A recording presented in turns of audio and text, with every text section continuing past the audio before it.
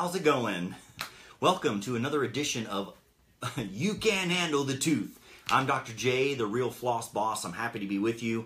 Again, want to thank everybody for all of the feedback that I've been getting. It's been really great. The last video we did last week got like 1,600, 1,700 views on it, which is pretty amazing. So I know that it's getting out there, and seems like the information is good. Please keep giving me feedback. Post comments, on the video below if you have questions or anything. This is about you, not about me. So I just hope to be able to provide information for you while you're in the process of, having any dental work done. If you've got questions, just shoot them over to me. You can carry them back to your dentist. All right. Today's topic is on grinding your teeth. Grinding your teeth. If you don't grind them yourself, you might have a spouse that does it or a child that does it. Just brings up a good point. I wasn't going to talk about pediatric grinding, but I probably could if I have time. So grinding, and more specifically, night guards or protective guards that you might wear to protect your teeth. So what is a night guard? A night guard is it's typically, there are three different types.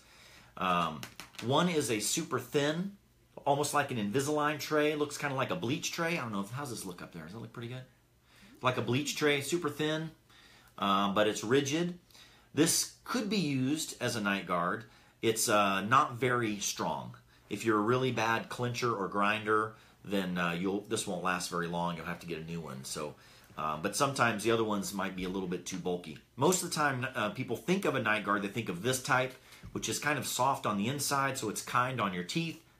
Very hard on the outside and firm, so you can grind on it all day long, and it should last you for a few years. And then there's another kind that is soft.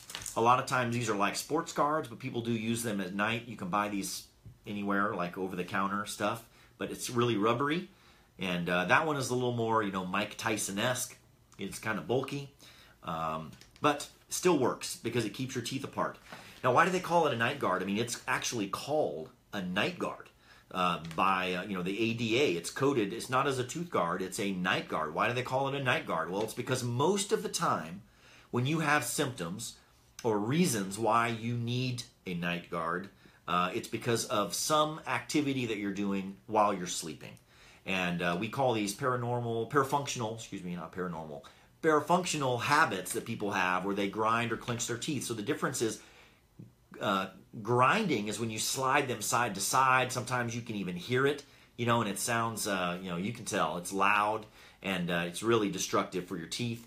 And the other thing that people do that they're not aware of is clenching, and that's where you just kind of squeeze your teeth together, keeping these muscles flexed for an extended period of time. Not only does it cause damage to your teeth, it causes your bone to grow in a different way. And if you can imagine just taking like a dumbbell, a heavy one, and you're going to curl it, and you just hold it there. Eventually your arm will get tired, and you're like, oh man, my muscle's getting sore, so you put it down. But if it's parafunctional, you're going to stay there because you don't feel that.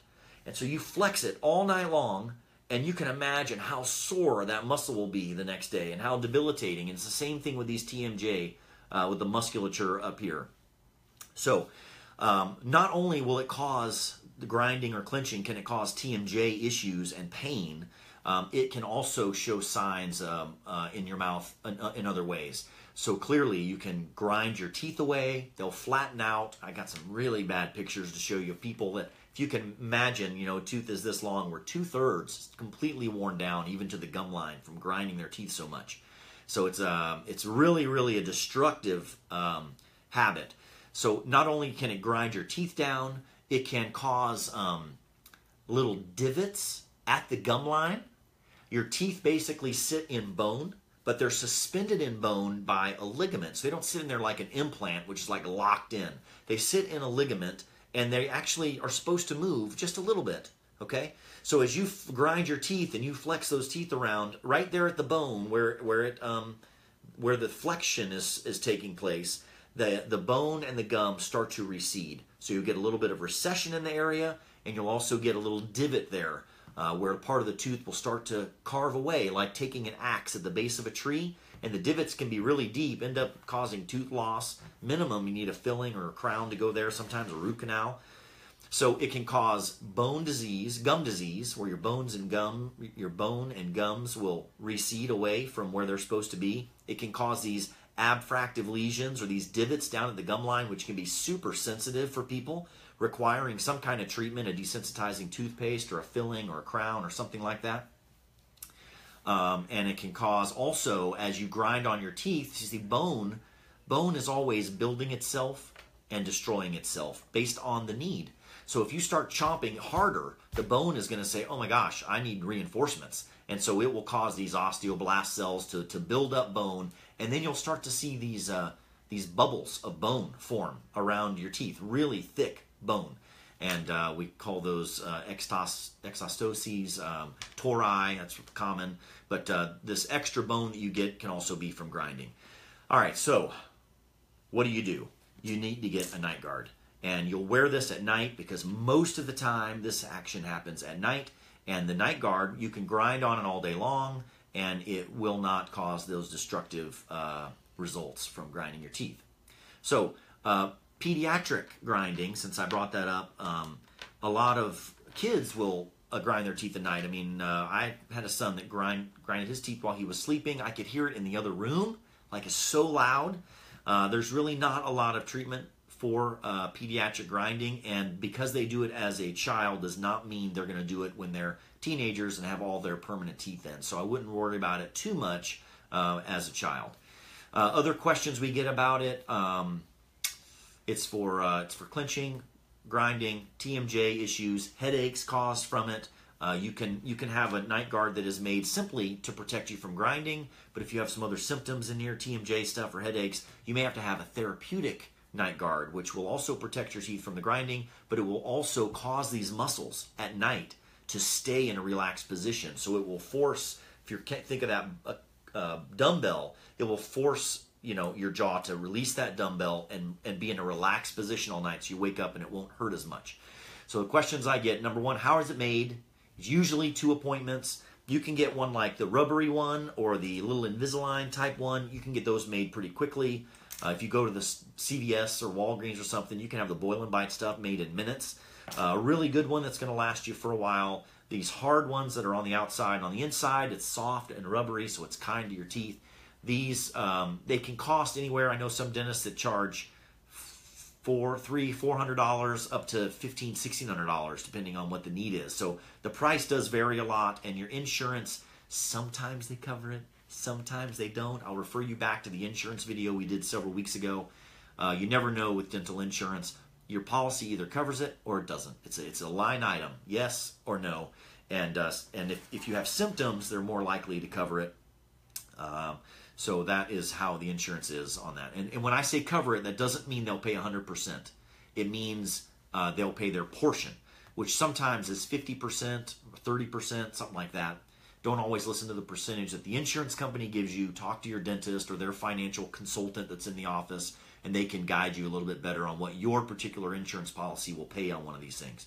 It is, how are they made? It is 2 appointments. So you come in, the dentist and you establish you're going to be getting a night guard. They'll get some impressions. Usually it's an upper impression, a lower impression. Yeah, those impressions. And then a bite registration.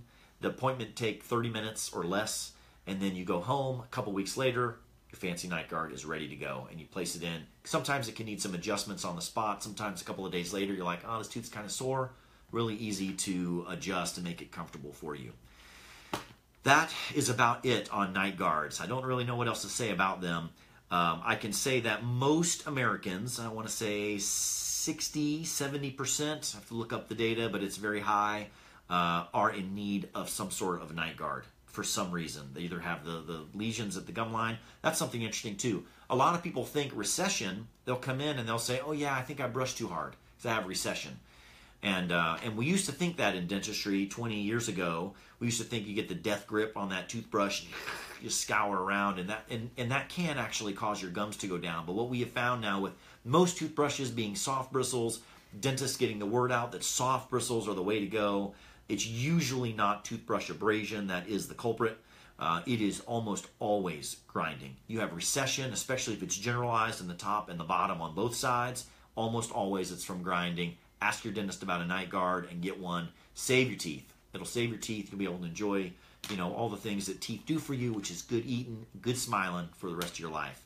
That is it on night guards. This is Dr. J, the Floss Boss. Thanks again for signing in with us. Share it with your friends and keep the comments coming, particularly topics that you want to hear about, because that's what this show is about. It's about you. Thanks again for joining. You Can't Handle the Tooth. See you next week.